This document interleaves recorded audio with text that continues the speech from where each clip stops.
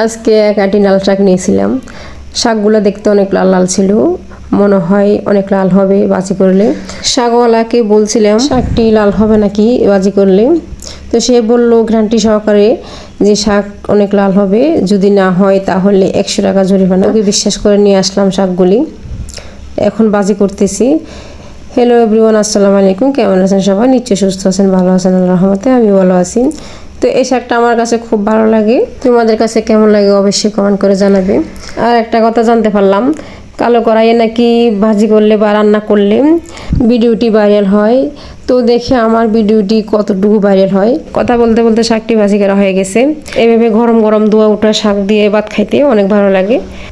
এভাবে লাল শাক ভাজি করলে অন্য কিছু আর লাগে না, শুধু শাক দিয়ে ভাত খাওয়া যায়, অনেক মজা করে।